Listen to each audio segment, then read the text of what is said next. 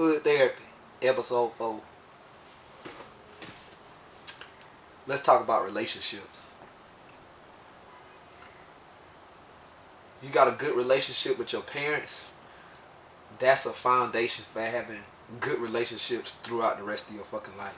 If you had a bad relationship with your parents, that could potentially lead to you having bad relationships with people in the future. Your peers, your siblings, everything gets affected by your relationship with your parents. Because you gotta think, this is your first, when you first come into the world, you can't feed yourself. You can't defend yourself.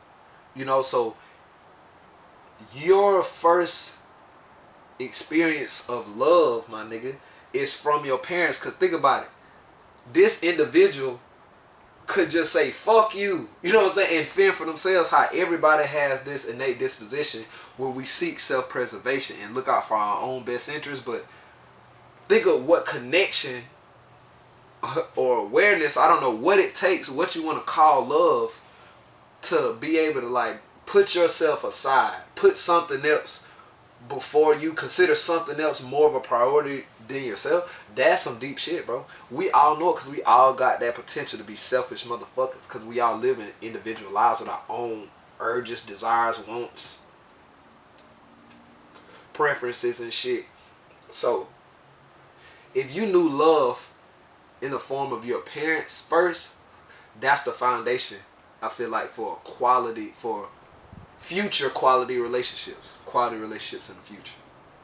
If you didn't have a good relationship with your parents, that doesn't mean that you are bound to have fucked up relationships in the future. What it does mean is that you know, you could consider that. You being aware of yourself, know that, well, I had this type of shit happen to me with like this, and then you start to see yourself like, damn, that's why I'm like this. So you could balance it out just by bringing your own awareness to it. You know what I'm saying? Like, and not saying that just having I know people that had fucked up moms that didn't do shit, and they great people. You know what I'm saying? I know people that's been hurt by a lot of people and betrayed, and it still don't make them unpleasant people. You know what I'm saying? It's just all about your attitude about what's happened. You know what I'm saying? Because you are greater than equal to any circumstance. You can respond to it any way you fucking want to. You feel me?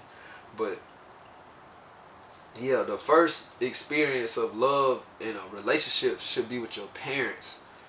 And you know, it's never too late to fix it. Either people be sitting around in this earth alive, not talking to each other, but is it really ever something that we couldn't get over? Like, think of some disaster or some emergency shit happen, right? I bet people would put their differences aside and work together to make sure everybody fucking lives and shit. And you know what I'm saying? So a lot of shit we be tripping about, it don't really be nothing. You know what I'm saying? It's a little scene on Breaking Bad where the two little brothers in the cartel was fighting and shit. One of the brothers had broke his brother toy. So the other brother running and telling on the brother like, I hate him. You know what I'm saying? I hate this nigga, bro. And the uncle went, he was like, yo. He went and grabbed the other little brother that broke the toy and started drowning this motherfucker. And the brother that was just mad at his brother for breaking his toy ran and started swinging on the uncle and shit. Like, get the fuck off my brother and all this and that. You know, grandpa, whoever it was, started swinging on grandpa, uncle, whatever. So the nigga let the little boy up from drowning him and shit and was like, see, you do love this man. You don't fucking hate him. You know, and it's just like that kind of awareness that we had, like, man, really, it ain't even that deep. You know what I'm saying? Like, anyways, yeah, the relationship with your parents, though, that's what I'm saying, bro. That's like your first source of love in the world. So if that's a good foundation, boom. But then the next level, right? The next level that you meet influence is your peers. And your peers oftentimes ain't that fucking educated, bro. Like, damn, this shit still recording. Thank God, that shit have been stopping on the nigga. I guess it's because I'm moving around. I gotta keep moving this shit so the sensor don't stop that bit. I don't know how to work it yet. I'm about to sell that bit. Anyway, so like, yo, goddamn, your peers, right, will raise you if your parents did. The streets will, because that's as soon as you walk out the door, that's what's right there. As soon as you turn off the block, nigga, they go the world. You see what I'm saying? And it's the streets, it's your neighborhood and shit. And that's why people take so much pride in where they from and they blocking their neighborhood, and everybody else on the outside of the world looking in on the hood, laughing. They're like, oh, y'all over here dying over a block. Your mama pay rent on the shit. Bitch, y'all don't understand what the fuck going on. You don't even feel what's going on. So don't be so dismissive and want to just judge somebody, because I bet, come on now.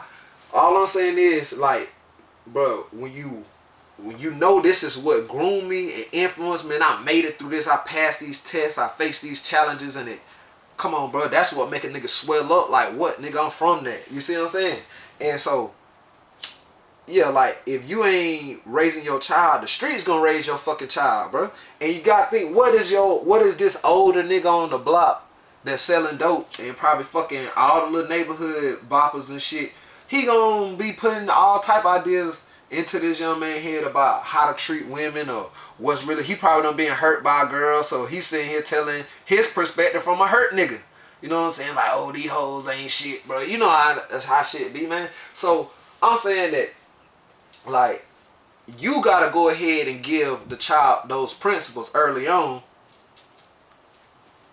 before he get the goddamn these boys up the block and shit, and they tell them all this. So he gonna hear what they got to say, but he gonna remember what the people that love me and fed me and took care of me when they ain't have to did say it first. They doing all this, so I'm gonna consider they work whole weight with me and shit. You some nigga on the block, you do seem cool, like whatever. I'm just considering your perspective and shit, boo.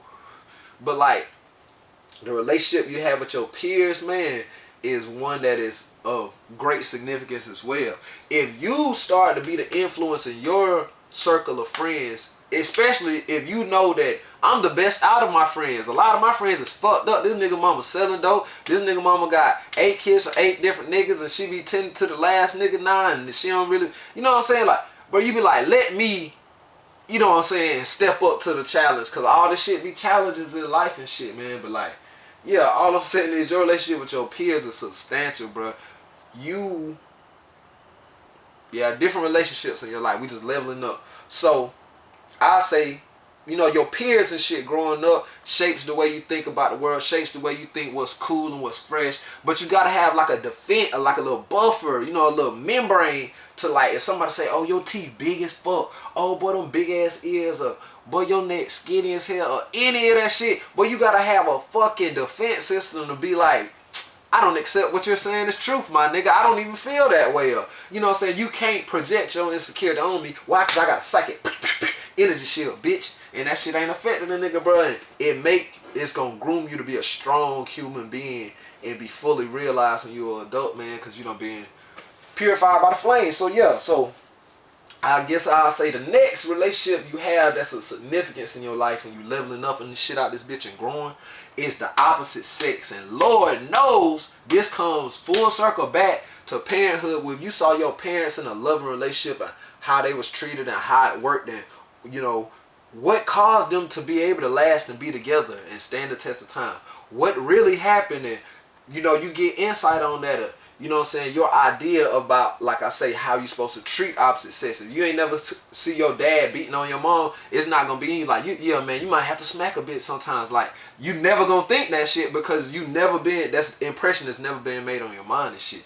So that's what I'm saying. Like, when we get to the opposite sex, before you even start, you know, engaging and doing all this shit and then want to feel bad later, you might as well just inspect and find out, so what was your relationship like with your parents? Your mom and daddy married, and are they good? Or, you know what I'm saying? So who you know, and then see, when we get older, people done been through past relationships. What I'm talking about is like first encounter, like when you first enter in that stage of when you like dealing with the opposite sex, you are going, you know, have this experience, bro. And it's all going to, how the quality of the experience is going to be predicated on, you know, how good of a communicator you are because of, like I'm saying, all of these other factors and shit. It's a multitude of things, but when we get to the level of adulthood, bro,